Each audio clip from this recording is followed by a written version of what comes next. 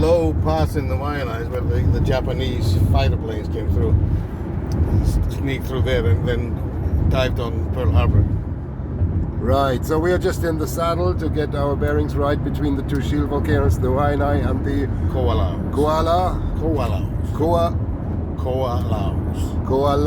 Okay, and here we're seeing the old massif, the Waianae, and this is quite rugged actually, and there's some mountain passes there, and this is where Thor informs us it's where the Japanese were flying in onto Pearl Harbor back then in the Second World War. So now we're here in this rather quaint little area. So it's rather it's lovely here. And Schofield Barracks. I mean, basically we're passing by the one of the bigger military installations on the island. And now we're on the way to the North Shore, passing on the left-hand side, and in front of us the Waianae Shield Volcano.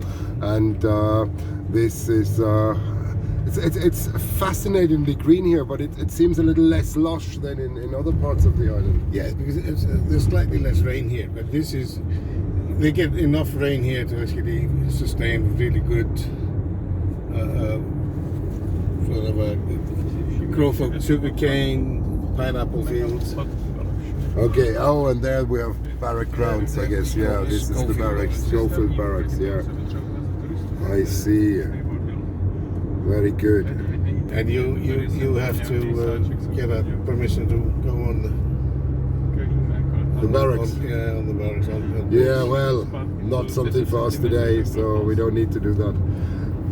We're not here for the barracks, so, but No, but the interesting thing is that I used to date this girl. Her dad was in the military. And they bought almost everything they needed on base. Yes. Because it was much cheaper than. Absolutely.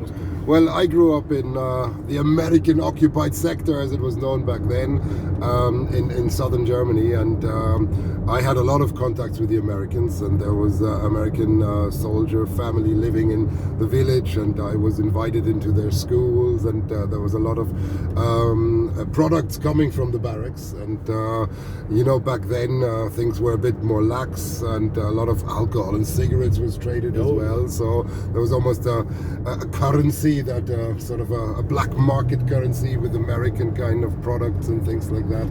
So yeah, there was a life around the barracks that had its own kind of dynamics. Yeah, absolutely. I mean, that's the same with the Navy base in Keflavik. So yes, exactly. So there's the barracks. Yeah.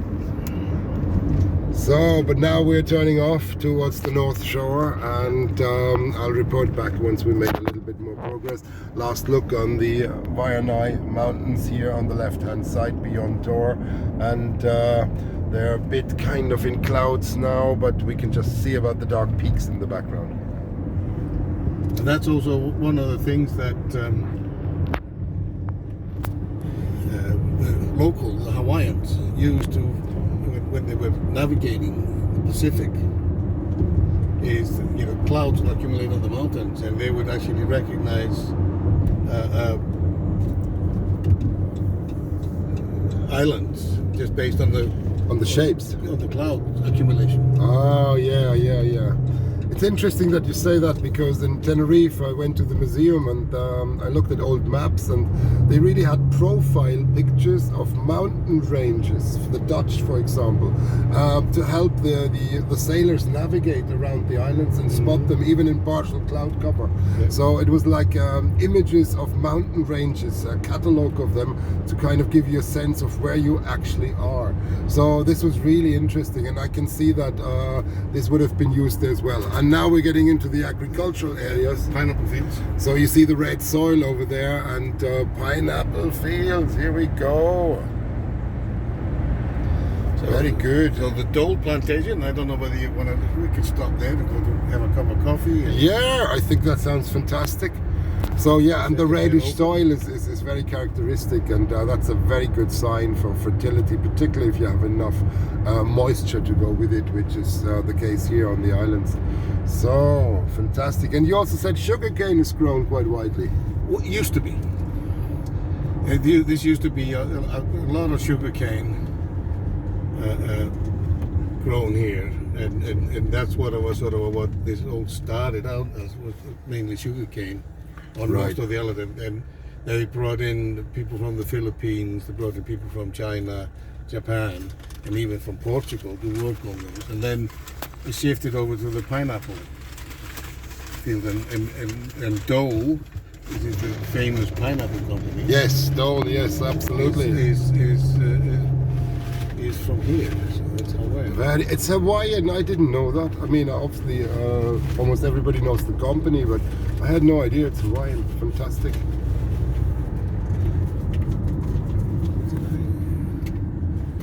I think I missed it. Well, I hope not. Anyway, we're going to search for it, and we'll report back in a short while. And I say thanks, and talk more soon.